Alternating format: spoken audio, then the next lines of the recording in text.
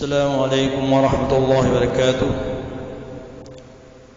اللہ جو رب ہے جن و بشر و ملائکہ، رب ذوالجلال مالک ارض و سما، میں دعا گو ہوں کہ آپ کو اللہ تعالی ہمیشہ اللہ کی نگہبانی ساتھ رہے، آپ کو صحت و تندرستی اور کامیابی عطا فرمائے۔ اللہ رب العزت آپ کو مرض، قرض اور رسوائی، تنگ دستی اور ناگہانی آفت سے محفوظ فرمائے۔ جمعہ کا دن سید الایام میں اس کا شمار ہوتا ہے، اس کی بڑی فضیلت ہے۔ میں نے کل آپ کو غسل کا طریقہ بتایا تھا، آج میں انشاءاللہ غسل کے آداب کے بارے میں بتاؤں گا۔ اس کو آپ غور سے سنیں اور اس کو سمجھیں اور دوسروں تک پہنچانے کی کوشش کریں۔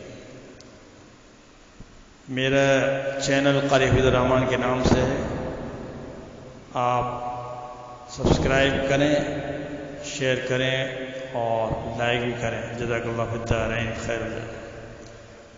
غسل کے آداب، اس میں کچھ مشکل الفاظ ہیں تو ان کو پہلے میں اس کے معنی بتا دیتا ہوں تاکہ آپ کو سمجھنے میں دشواری نہ ہو۔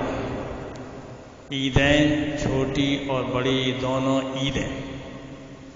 میدان عرفات مکہ معظمہ سے 9 کوس کے فاصلے پر ایک میدان ہے جس میں حاجی لوگ عرفے کے دن احکام بجا لاتے ہیں۔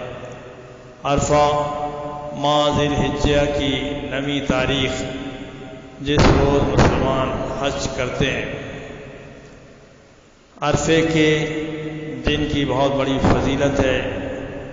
حضور صلی اللہ علیہ وسلم نے فرمایا جو عرفے کے دن روزہ رکھتا ہے اللہ تعالیٰ اس کو 2 سال کے گناہوں کا کفارہ ہو جاتا ہے، یعنی 2 سال کے گناہ اس کے معاف ہو جاتے ہیں۔ تو لہذا میری درخواست ہے کہ جو بھی اس کے روزہ رکھنے کی طاقت رکھتا ہے تو وہ اس بڑے ثواب سے محروم نہ رہ جائے، تو روزہ رکھ لے۔ اور اس کی کیونکہ اس دن حاجی حضرات سب عرفے میں پہنچتے ہیں، وہاں دعائیں کرتے ہیں اور اس میں دعائیں قبول ہوتی ہیں۔ شب برات شعبان کی 15ویں تاریخ جو مسلمانوں کا عام تہوار ہے، مقتول قتل کیا گیا۔ عمرہ ایک قسم کی حاجیوں کی عبادت ہے جس میں کعبے کا طواف اور کچھ نفل ادا کیے جاتے ہیں۔ نماز استسقاء، نماز جو بارش طلب کرنے کے لیے پڑھی جاتی ہے۔ احرام، نیت کرنا، اسلام کی مقررہ رسم کا ادا کرنا۔ شب قدر، ماہ رمضان کی 27ویں رات، غرغرہ کلی کرنا، یعنی منہ میں پانی لے کر تھوک دینا۔ غسل کی 4 قسمیں ہیں، فرض، واجب اور سنت اور مستحب۔ ان میں سے پہلی جماع، احتلام اور حیض و نفاس وغیرہ جن کے بعد غسل کرنا فرض ہے، ان کا حال کل میں نے بیان کیا تھا۔ اب غسل کی باقی قسموں کا بھی تھوڑا سا حال سنو، جن میں سے پہلی چیز واجب، زندوں کے لیے میت کو غسل دینا اور سارے بدن یا بدن کے کسی نامعلوم حصے پر نجاست لگ جانے سے سارے جسم کا غسل کرنا واجب ہے۔ دوسری چیز سنت ہے، جمعہ اور عیدین کی نماز کے لیے، یعنی عید اور بقر عید کے لیے میدان عرفات میں ٹھہرنے کے لیے، یعنی عرفے کے دن 9 ذی الحجہ کو، اور حج عمرے کا احرام باندھنے کے لیے غسل کرنا سنت ہے، تیسری چیز مستحب ہے، اور وہ کافر کے مسلمان ہونے پر، سفر سے واپس آنے پر، دیوانگی یا غشی کے دور ہونے پر، مصیبت کے رفع ہونے کے لیے، نئے کپڑے پہننے کے لیے، نماز کے لیے، مکہ معظمہ اور مدینہ منورہ میں داخل ہونے کے لیے، سورج اور چاند گرہن کی نماز کے لیے، اور قربانی کے وقت، خوف کے وقت، شب برات کے روز، شب قدر کے روز، عرفے کی رات یعنی ماہ ذی الحجہ کی 8ویں تاریخ کو، مقتول بر وقت قتل عورت استحاضہ پر ہر نماز کے لیے، اور میت کو غسل دینے کے بعد غسل دینے والے کو غسل کرنا مستحب ہے۔ جس طرح غسل کی 4 قسمیں ہیں، اسی طرح غسل کے احکام بھی 4 ہی قسم کے ہیں: فرض، سنت، مستحب اور مکروہ۔ تو غسل میں کلی کرنا، ناک میں پانی ڈالنا اور تمام بدن پر پانی بہانا، یہ تینوں باتیں غسل میں فرض ہیں۔ ان تینوں میں سے اگر ایک بھی چھوٹ جائے یا بدن کا کوئی حصہ تر ہونے سے رہ جائے تو غسل نہ ہوگا، کیونکہ ان کے بغیر ناپاکی دور نہیں ہوتی۔ اور غسل میں دونوں ہاتھ پہنچوں تک دھونا، اور استنجا کرنا یعنی شرمگاہ کو غسل سے پہلے دھونا، خواہ نجاست ہو یا نہ ہو، اور بدن پر لگی ہوئی نجاست کو پہلے دھو لینا، وضو کر لینا، غرغرہ کرنا جبکہ روزہ نہ ہو، اور سر اور تمام بدن پر 3 مرتبہ پانی بہانا، یہ سب باتیں سنت ہیں۔ غسل کے وقت ناپاکی دور کرنے کی نیت کرنا، دھوتے وقت بسم اللہ پڑھنا، قبلے کی طرف منہ نہ کرنا جبکہ ننگا ہو، تمام بدن کا ملنا تاکہ ہر جگہ اچھی طرح پانی پہنچ جائے، ایسی جگہ نہانا جہاں کوئی نہ دیکھے، نہاتے وقت فضول باتیں نہ کرنا، پانی میں کمی بیشی نہ کرنا، غسل کے بعد موٹے کپڑے سے بدن کو صاف کرنا، یہ سب باتیں غسل میں مستحب ہیں۔ غسل میں زیادہ پانی بہانا، سنت کے طریقے کے خلاف غسل کرنا، سطر کھلا ہونے کی صورت میں کسی سے باتیں کرنا یا قبلے کی طرف منہ کرنا، سب باتیں مکروہ ہیں۔ اگر غسل کی حاجت ہو اور دریا میں غوطہ لگائے یا بارش میں کھڑا ہو جائے اور تمام بدن پر پانی بہہ جائے تو غسل ہو جائے گا، بشرطے کہ کلی کر لے اور ناک میں پانی ڈال لے۔ اگر غسل سے پہلے وضو نہ کیا اور غسل کر لیا تو غسل کے بعد نماز کے لیے وضو کی ضرورت نہیں، غسل کے اندر وضو بھی ہو گیا۔ اب میں سورہ آل عمران کا دوسرا رکوع پڑھنے جا رہا ہوں۔ سورہ آل عمران میں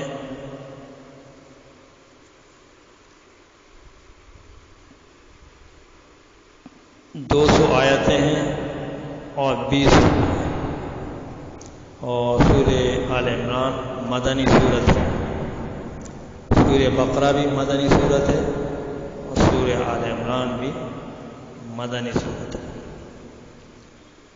اعوذ باللہ من الشیطان الرجیم، بسم اللہ الرحمن الرحیم۔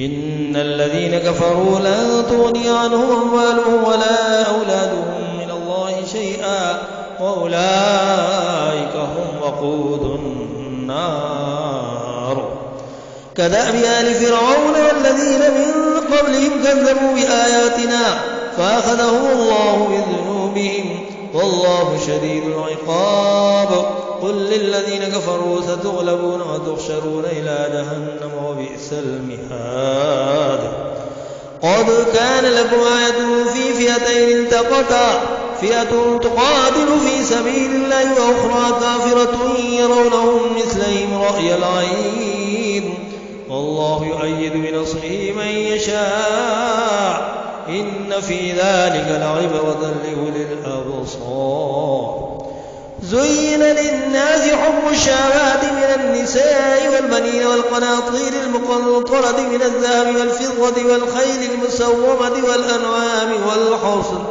ذلك متاع الحياة الدنيا والله عنده حسن المآب قل أنبئكم بخير من ذلكم للذين اتقوا عند ربهم جنات تجري من تحتها الأنهار خالدين فيها وأزواج مطهرة ورضوان من الله والله بصير بالعباد الذين يقولون ربنا إننا آمنا فاغفر لنا ذنوبنا وقنا عذاب النار الصابرين والصادقين والقانتين والمنفقين والمستغفرين بالأسحار شهد الله أنه لا إله إلا هو والملائكة وأولو العلم قائما بالقسط لا إله إلا هو العزيز الحكيم إن الدين عند الله الإسلام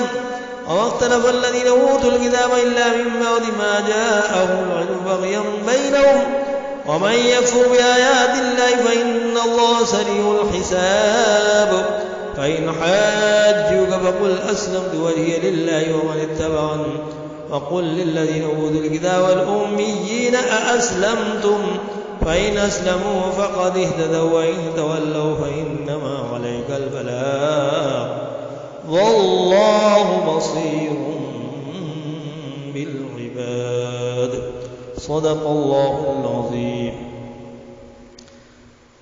میں پناہ مانگتا ہوں اللہ کی شیطان مردود سے. شروع کرتا ہوں اللہ کے نام سے جو نہایت مہربان نہایت رحم والا ہے. جو لوگ کافر ہوئے اس دن نہ تو ان کا مال ہی خدا کے عذاب سے ان کو بچا سکے گا اور نہ ان کی اولاد ہی کچھ کام آئے گی، اور یہ لوگ آتش جہنم کے ایندھن ہوں گے. ان کا حال بھی فرعونیوں اور ان سے پہلے لوگوں کا سا ہوگا جنہوں نے ہماری آیتوں کی تکذیب کی تھی، تو خدا نے ان کو ان کے گناہوں کے سبب عذاب میں پکڑ لیا، اور خدا سخت عذاب دین کرنے والا ہے. اے پیغمبر کافروں سے کہہ دو کہ تم دنیا میں ان قریب مغلوب ہو جاؤ گے اور آخرت میں جہنم کی طرف ہانکے جاؤ گے، اور وہ بری جگہ ہے. تمہارے لیے دو گروہ میں جو جنگ بدر کے دن آپس میں بھڑ گئے، قدرت خدا کی عظیم الشان نشانی تھی. ایک گروہ مسلمانوں کا تھا اور خدا کی راہ میں لڑ رہا تھا، دوسرا گروہ کافروں کا تھا، ان کو اپنی آنکھوں سے اپنے سے دگنا مشاہدہ کر رہا تھا. اور خدا اپنی نصرت سے جس کو چاہتا ہے مدد دیتا ہے، اور جو اہل بصارت ہیں ان کے لیے اس واقعے میں بڑی عبرت ہے. لوگوں کو ان کی خواہش کی چیزیں یعنی عورتیں اور بیٹے، سونے اور چاندی کے بڑے بڑے ڈھیر اور نشان لگے ہوئے گھوڑے، مویشی اور کھیتی بڑی زینت دار معلوم ہوتی ہے، مگر یہ سب دنیا ہی کی زندگی کے سامان ہیں. خدا کے پاس بہت اچھا ٹھکانہ ہے. اے پیغمبر ان سے کہو کہ بھلا میں تم کو ایسی چیز بتاؤں جو ان چیزوں سے کہیں اچھی ہو.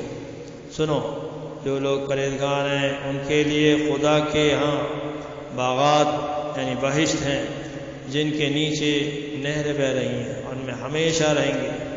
عقیدہ عورتیں ہیں، اور سب سے بڑھ کر خدا کی خوشنودی، اور خدا اپنے نیک بندوں کو دیکھ رہا ہے جو خدا سے التجا کرتے ہیں کہ اے پروردگار ہم ایمان لے آئے تو ہم کو ہمارے گناہ معاف فرما اور دوزخ کے عذاب سے محفوظ رکھ. اور یہ وہ لوگ ہیں جو مشکلات میں صبر کرتے اور سچ بولتے اور عبادت میں لگے رہتے اور راہ خدا میں خرچ کرتے اور اوقات سحر میں گناہوں کی معافی مانگا کرتے ہیں. خدا تو اس بات کی گواہی دیتا ہے کہ اس کے سوا کوئی معبود نہیں، اور فرشتے اور ان والے لوگ جو انصاف پر قائم ہیں وہ بھی گواہی دیتے ہیں.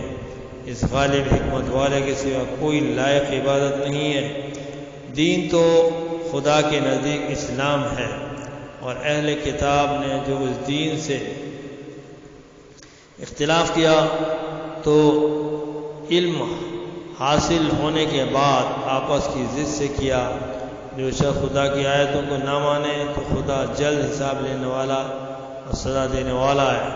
اے پیغمبر اگر یہ لوگ تم سے جھگڑنے لگیں تو کہنا کہ میں اور میرے پیرو تو خدا کے فرمان بردار ہو چکے، اور اہل کتاب اور ان پڑھ لوگوں سے کہو کیا تم بھی خدا کے فرمان بردار بنتے ہو، اسلام لاتے ہو؟